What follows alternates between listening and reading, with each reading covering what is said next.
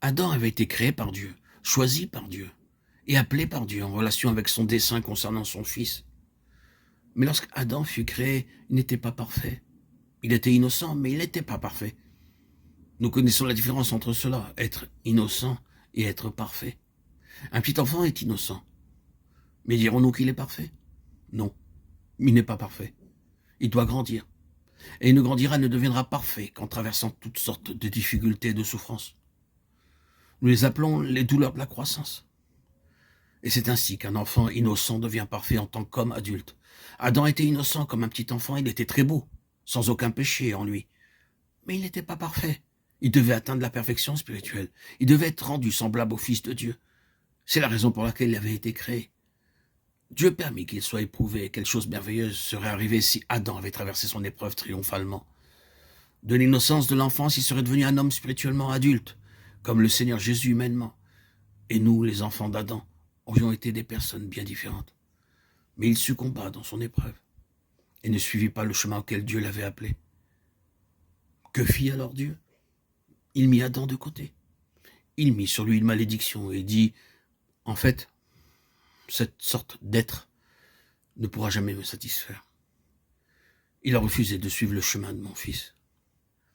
C'est exactement ce qui est arrivé à Israël, selon la chair. Dieu avait fait Israël, avait choisi Israël et appelé Israël, en ayant toujours son fils en vue.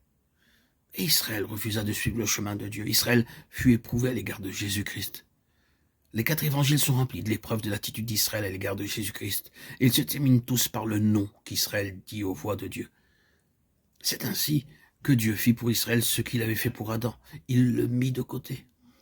Il mit une malédiction sur le peuple, et depuis tous ces siècles, cette malédiction est restée sur Israël. Dans cette lettre aux Hébreux, nous le voyons. Cette possibilité nous est présentée. Dieu dit aux chrétiens hébreux, ne refusez pas celui qui parle des cieux. Mais nous avons ici l'autre aspect de l'histoire d'Israël. Israël refusa positivement la vocation céleste de Dieu. Et c'est précisément à ce point qu'est révélé le plan éternel de Dieu. C'est-à-dire un peuple céleste qui a une nature spirituelle et occupe une place dans la création de Dieu. C'est ce que Dieu a voulu éternellement. Il a voulu cela avant d'avoir appelé Israël. Et il a appelé Israël à être un peuple comme cela, un peuple céleste, avec une nature spirituelle. Le point se trouve précisément ici. Lorsqu'Israël refuse, Dieu présente son dessein éternel, qui est un peuple céleste avec une nature spirituelle.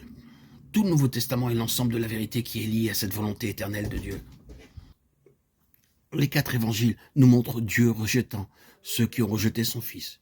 Et de l'autre côté, il nous montre Dieu introduisant ce qui est selon son Fils et l'établissant à jamais de sorte que les portes de l'enfer n'ont pas réussi à prévaloir contre lui.